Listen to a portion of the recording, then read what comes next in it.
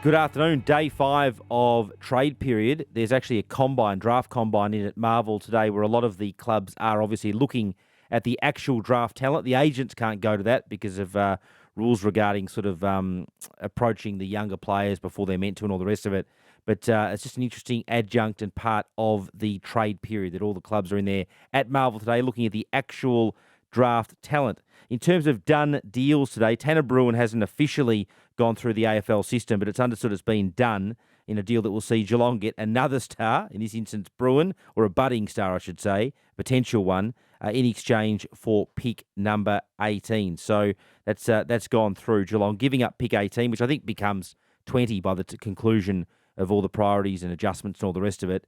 And the Cats will get Bruhn, who I think's played about 30 games in the best part of 2 years. So he's a pretty serious player. The Cats, unbelievably good at the trade game. Andrew Mackey obviously agreeing to that deal today. In terms of some other big discussion points today, it's my understanding that the deal that will see Luke Jackson go to Fremantle is now edging closer and has made significant progress in the last 24 hours.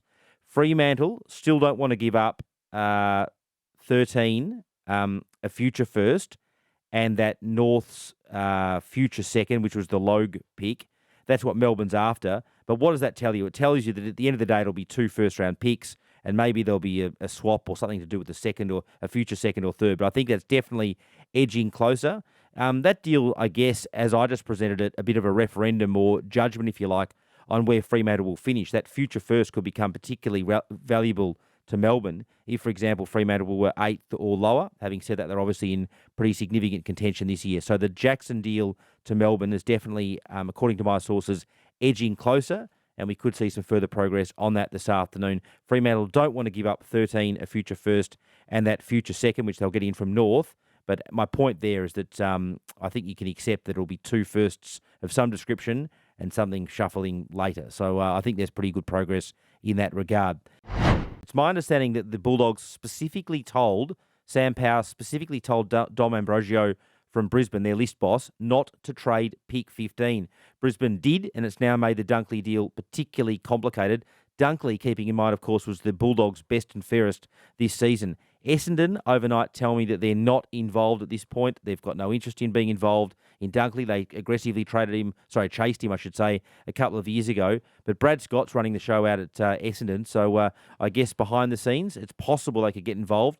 But the word I get from Essendon at this stage is they're not involved in the Dunkley situation or even keeping tabs on it. I think at the end of the day, Dunkley will get to Brisbane, but it is choppy in light of this specific warning that the Dogs gave Brisbane: do not trade pick 15. Of course, Brisbane adjusted that, obviously, to get the points for their 2 youngsters, including Ashcroft. But it's had big implications on the Josh Dunkley deal. In terms of Hopper getting to the Tigers, Soldo, I mentioned on our 7 podcast yesterday, involved in that deal now, and it was reported last night that he did a medical up at the Giants yesterday. So what does that tell you? It means that Richmond's obviously prepared, you'd think, for him to be part of that deal. So I think the Hopper deal is edging closer. Soldo likely at this point to be part of that deal. I mentioned Bruhn. Now, Henry's interesting in terms of the Oliver Henry situation. I guess there's a possibility now that he could stay at Collingwood for an extra year. Having said that, I spoke to his manager, Anthony McConville, last night, who pointed out 2 things. A, Geelong's doing some shuffling behind the scenes to try and improve this current pick 38 offer to Collingwood, and you think they'd have to improve that. And B, he did say that under any circumstances, Henry wouldn't be signing a new deal with the Pies. So I just detect from that perhaps not the best situation with the Magpies in terms of Henry's, exit there at the minute. I think Henry will eventually get to Geelong. Having said that, Geelong currently offering pick 38, and there's no way I think that Collingwood would do a deal anything close to that, particularly given you could argue that Bruhn and Henry are analogous or similar players, and Geelong just parted with 18 for Bruhn. So that's an interesting sort of standoff and situation as far as the trade period is concerned just at the minute. That combine continues over the weekend. Officially, the trade period sort of takes a breather over the weekend, but unofficially it clearly doesn't.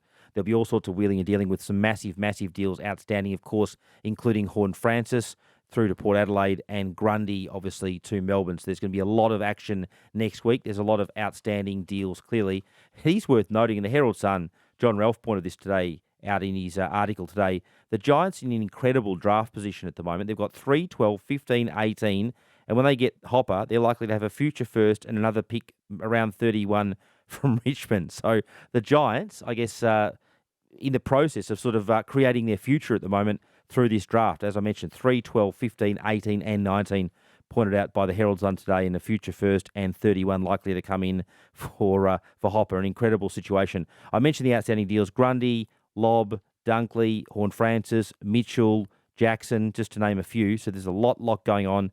And still talk about Lockie Hunter potentially going through to Melbourne. I was told from his management sources, from management sources yesterday, that's about a 15% chance, which I think at this time of the year, you could translate that to being quite higher. But Hunter, a chance, I guess, next week of getting through to Melbourne as well. I'm assured again overnight that Harms isn't part of any of those deals, and Harms won't be leaving Melbourne in terms of the trades. Just briefly, all the clubs have lodged their submissions in terms of Tasmania with the AFL today. I'm chasing up those clubs' positions. I've checked and done a straw poll with clubs today, waiting for them to come back to me, but I know that Geelong and Richmond, who have been on the public record before, are certainly supportive of the concept, but it's obviously going to depend on what the more sceptical clubs like Collingwood, Sydney, the Suns, even Port and Melbourne say in regards to their position. We certainly won't get a vote or an answer on Tasmania today. Those have to go back to the AFL, and the AFL will consider all that feedback. But in the background, that process is heating up. Having said that, it's been bubbling along all year, and the AFL has a lot on their plate at the moment, obviously in regards to Essendon this week, and more significantly Hawthorn as well. So the AFL's had a lot to do recently. There's certainly no sign at the moment of Gill McLachlan having the opportunity even to stand down before Christmas. I think it'll be probably in the new year when we learn and find out more about the new CEO. Triple M rocks football. That was Tom Browne's news. Come back every Monday, Thursday and Friday for more, and subscribe to Triple M Footy on Listener or wherever you listen to get all our podcasts throughout the season. For Ream Hot Water and McDonald's, Triple M rocks footy.